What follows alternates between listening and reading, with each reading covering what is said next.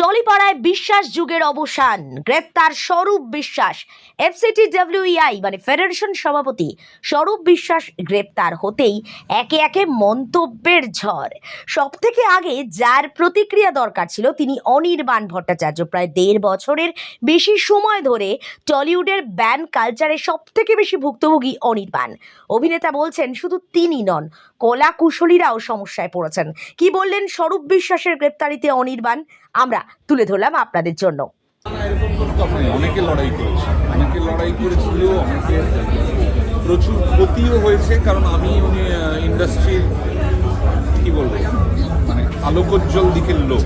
আমি অভিনেতা, আমার গ্ল্যামার ওয়ার্ল্ডে যাতায়াত, কিন্তু তুলনামূলকভাবে যেটা কম আলোর দিক আমাদের ইন্ডাস্ট্রিতে, যেটা কিনা আমাদের ডেইলি ওয়েজার, আমাদের প্রতিদিনের যারা কলাকুশলী, যাদেরকে আমরা টেকনিশিয়ান বলি,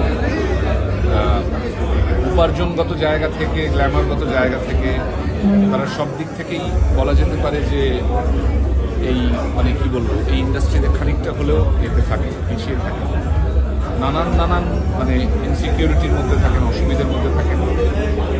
তারা অনেক বেশি ভুগেছেন এবং এটা গতকাল স্বরূপ বিশ্বাস গ্রেপ্তার হয়েছেন বলে আমরা জানতে পেরেছি তা নয়।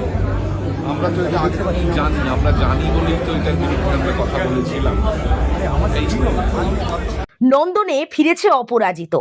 অনিক দত্তর ছবি নন্দনে স্ক্রিনিং চলাকালীন আবেগপ্রবণ জিতু কামালকে যখন স্বরূপ বিশ্বাসের গ্রেপ্তারি নিয়ে প্রশ্ন করা হলো, তিনিও কিন্তু তার ক্ষোভ উগড়ে দিয়েছেন। কি বলেছেন জিতু, দেখুন। তার সঙ্গে তো 90% আর্টিস্ট টেকনিশিয়ানস একসময় ছিল, তাদের কাছে জিজ্ঞেস করো যে স্বস্তির নিঃশ্বাস তাদের জন্য। আমি তো স্বাধীনভাবে বিরুদ্ধাচরণ করেছি। 2011 থেকে শুরু হয়েছিল, 2021, 22, 23 যখনই শিক্ষা দুর্নীতি হোক, আরজি করের ঘটনা ঘটুক, রাহুলদার মৃত্যুর তদন্ত হোক, রাস্তায় বসে পড়তে বাধ্য হয়েছিলাম। কটাক্ষর শিকার, মানে সেটা একাংশ ইন্ডাস্ট্রির লোকই করেছে এবং তারা এদেরই পন্থী। তারা জবাব দিকে জবাব আমি কি দেবো বলে। স্বরূপ বিশ্বাসের গ্রেপ্তারিতে টলিপাড়ায় ব্যান কালচার উঠে যাবে বলেই অনেকে মনে করছেন।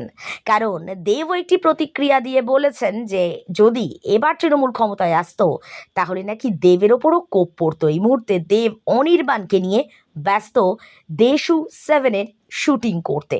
সব মিলিয়ে বাংলা বিনোদন জগতের স্টুডিও পাড়ায় যে একটা ভয়ের পরিবেশ তৈরি হয়েছিল বলে মনে করা হচ্ছিল, সেটা কি সত্যি সত্যি এবার অতীত হলো, নাকি নতুন কোনো সংকট, নাকি দেদার খোশ মেজাজে কাজ করবে বাংলা বিনোদন জগৎ? এই সব প্রশ্নের উত্তরের অপেক্ষা করছে এখন বিনোদন জগতের দর্শকরা।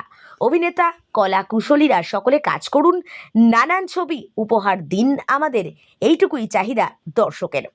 বিনোদন জগতের আরও অনেক খবর আসবে প্রতিদিন, তাই দেখতে থাকুন, সঙ্গে রাখুন রাতদিন.in।